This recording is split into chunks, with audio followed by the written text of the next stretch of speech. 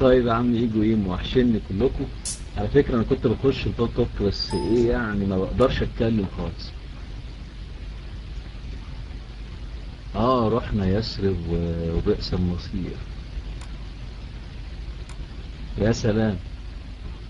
كيشو داخل ويعني ايه بيحبني يا عم انا اول مرة اشوفك وبعدين هقول لك على حاجة يا كيشو، ما تخش التوك توك تقعد شوية الاول، ما تخش الغرفة تقعد شوية مش تطلع على المايك على طول. خد بالك انت لسه جديد انت في المواضيع دي. ما انا طيب يمكن مدام فيها صدقني يبقى يمكن هقول لك ايه. اه هتكون فري سينكر. هتكون فري سينكر يعني ده اللي بقالي مدة ما شفتوش. طيب طب خدي المايك يا انيا وايه والحبايب هيهلوا هم واحد واحد. انا اقعد معاكم شوية بعد كده انام عشان سفرية الحجاز ديت يعني مهلكة جدا.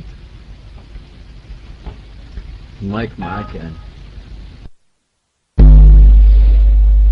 أشكرك أخوي الحبيب، سامحني. أهلا وسهلا بك مرة أخرى. نورت البوم، نورت البالتوك كله، ولكنه خسارة ما خبرتنا ما هو الواجب الذي قمت به في زمزم. يعني احنا عاوزين نعرف. عموما ما أطول لأن كيشو بده يتكلم وشكله يعني مستعدة. تفضل يا كيشو نسمع منك. ربي يبارك فيك.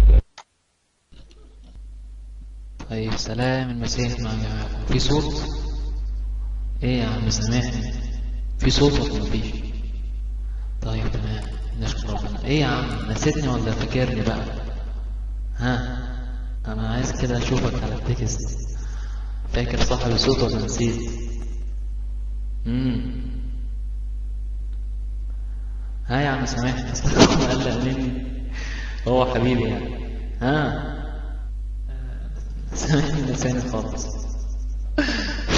يا عم انا اللي كنت مطلع دين امك يا ابني هناك. مش فاكر يسوع لما كان على الصليب مش كان بلبوس؟ حروها اللي صوره ده الكرموزي. حلو ام كرموزي. الصوت فشل فشل من عجلك يا ابن الوسخ.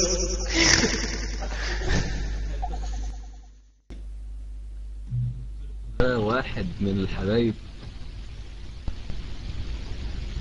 واحد من الحبايب يا أنيا. يعني أنا غبت عن البلطك فترة لكن بهرشهم على طول،